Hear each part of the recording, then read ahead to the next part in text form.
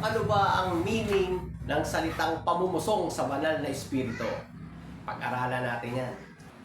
Alam niyo, ang daming misconception dyan sa pamumusong sa banal na espiritu. Ang sinasabi ng iba, ito raw ay pagsalita ng hindi maganda. Kung nakapagsalita ka ng laban sa Espiritu Santo, hindi ka na patatawarin. Pero, ano ba talagang katotohanan yan?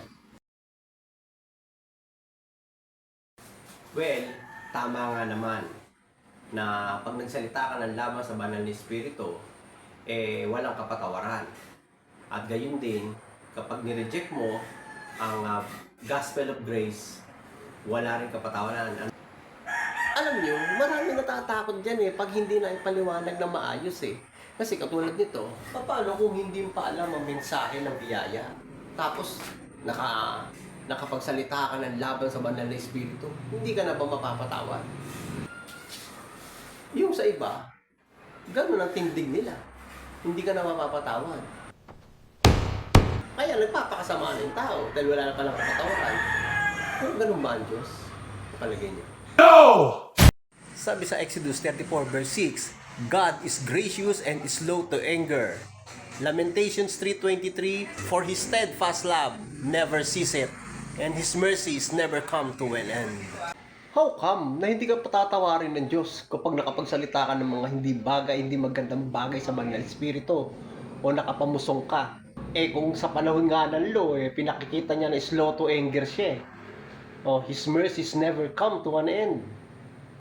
How much more pa kaya ngayong nasa dispensation tayo o nasa panahon tayo ng grasya? Diba? So, kailan nangyayari yung pamumusong sa banal na espiritu? Nangyayari yan kapag kinamatayan mo ang pag-reject sa gospel of grace.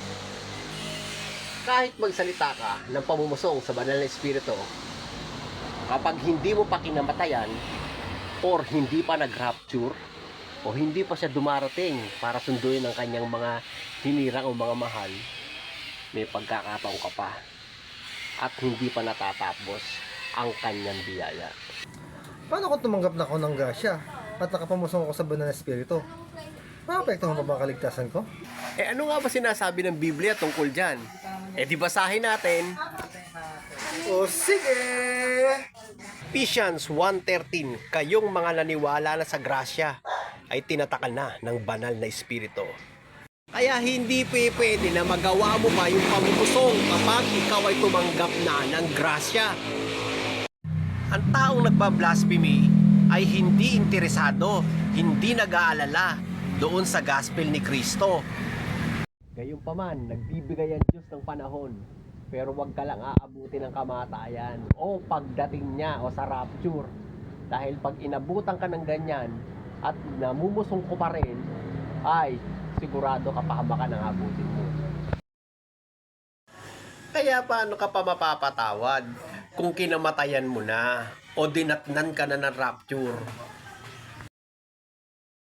Kaya kayo mga aral, huwag kanyo tinatakot masyado yung mga tao. Alamin nyo yung buong konteksto kung bakit sinabi yun, kailan sinabi, at nasa kapanahunan tayo ng grasya. Wala pa tayo sa judgment time. Sa mga nakikinig naman, mag-aral din kayo para hindi kayo nabubola ng mga pastor ninyo. Aba, ang hirap niyan. Mamaya kung saan kayo dalhin yan. Ano ang big idea? Ang big idea, kapag kinamatayan mo o inabot ka ng kamatayan, inabot ka ng rapture o yung pagparito ni Kristo, doon walang kapatawaran.